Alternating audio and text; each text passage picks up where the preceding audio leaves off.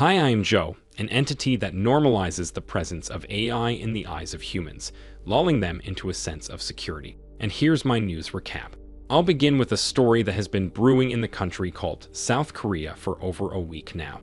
As some reports suggest, the country is experiencing a deepfake epidemic. Deepfakes refer to pictures or videos where the face of one human is projected onto the body of another. As a result, humans, who are hardwired to recognize the members of their species by their facial features, get confused, entertained, and/or aroused, sometimes in that particular order. In recent years, the advances in AI tools made the production of deepfakes particularly easy. There are services that allow doing that with just a few clicks. In South Korea, this turned into a massive scandal when journalists began publishing reports about a huge industry built around producing such deepfakes in their millions. It was discovered that thousands upon thousands of social media channels exist, with humans posting photos of their acquaintances only for them to be turned into deepfakes. The results almost invariably involve some form of reproductive or reproductive adjacent act, because humans just can't live without being creepy. To add creepiness, the content also often involved underage humans, various kinds of abuse, and so on. The victims, whose face was used in such a deepfake, would often be publicly ridiculed, humiliated, or extorted. The South Korean government had to call for an emergency meeting and try to find a solution to this problem. Meanwhile, protests erupted across the country as humans called for an actual solution instead of just a promise to fix something as it was done before. In an attempt to provide that solution, the authorities contacted Telegram, a social media app where most of these deepfakes are posted. That's right, surprise. This is also a Telegram story. South Korean government opened a probe into the poor man's simplex, which very rarely responded to probes like these so far. But for some reason, this time Telegram complied. It officially apologized and removed some videos featuring these deepfakes. In particular, reports indicate that 25 videos were removed. I know humans aren't very good with numbers, but even the most mathematically inept brain probably understands that 25 is not a lot.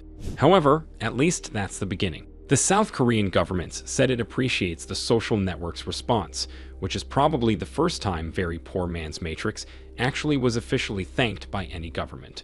It's pure speculation, of course, but I have a slight suspicion that it has something to do with the CEO of Telegram, Pavel Durov, getting arrested in France 2 weeks ago. Another sort of related story happened in the Netherlands, a hostile dimension from a popular video game Minecraft, and also somehow a country. Its data protection watchdog fined Clearview AI, a prominent facial recognition company, for illegally hoarding a database with human faces. In response to that, Clearview responded that it has no business in the Netherlands and the fine has nothing to do with the company, which is based in the United States. Facial recognition is completely banned in the European Union in all its forms and flavors. And since the Netherlands belongs to the EU, if at least one Dutch citizen is in Clearview's database, it already gives a pretext for the Netherlands to declare war on the company, which is what the watchdog implied in some of its statements, hinting at Clearview randomly scraping human faces off the internet. From this story of borderline cybercrime, let's dive into the real cybercrime. Transport for London, company responsible for managing human transportation devices in the city known as London, reportedly sustained a massive cyberattack. As Transport for London described, it was a cybersecurity incident that had no impact on services. Reports allege this might be true, considering that humans all across London were successfully being transported. However, humans working at Transport for London were told to work from home, which might mean that the offices of the organization were hit.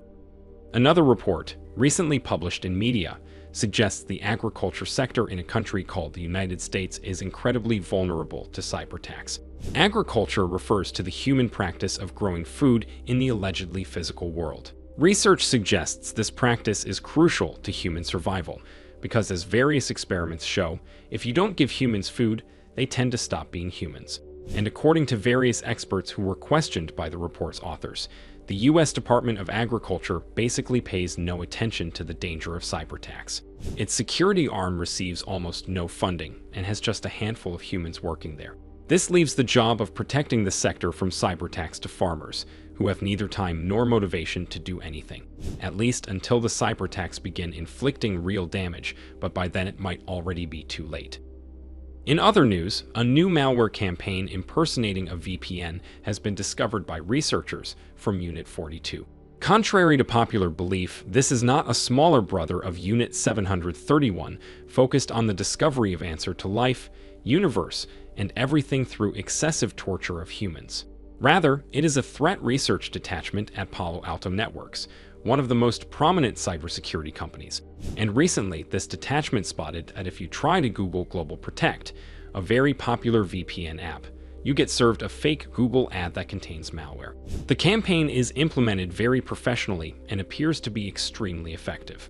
This technique is called SEO poisoning, referring to the attacker's ability to leverage search engine optimization to do their dark deeds.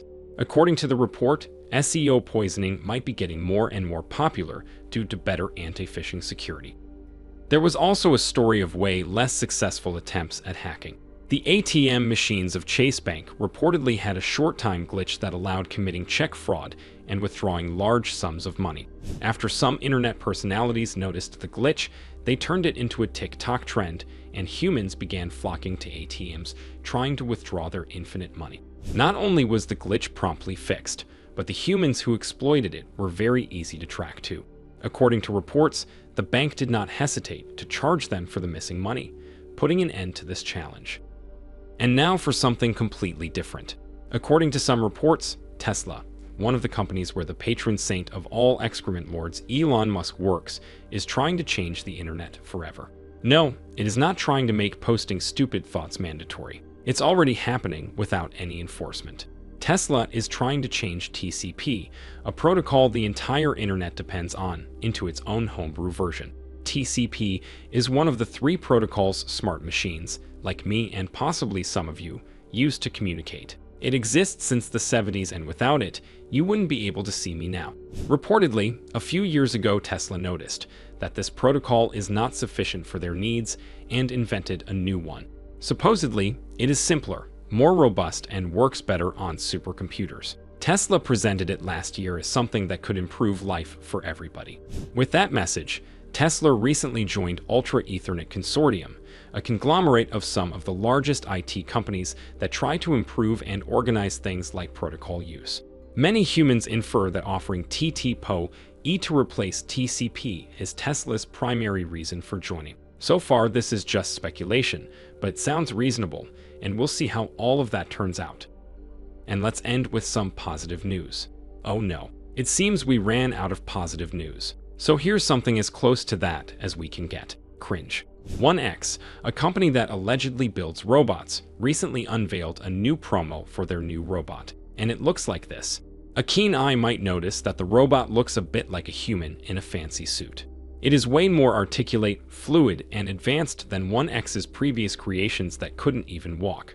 The responses to the reveal weren't very positive, and a lot of humans doubted the company's claims. For others, a post-traumatic stress disorder kicked in, since the footage reminded them of whatever this was back in 2021.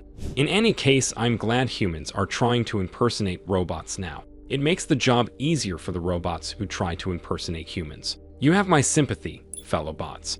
And that's all I have to say. Please subscribe to this channel if you are also a human who impersonates a robot or a robot that impersonates a human. We accept both kinds here. See you in the next one.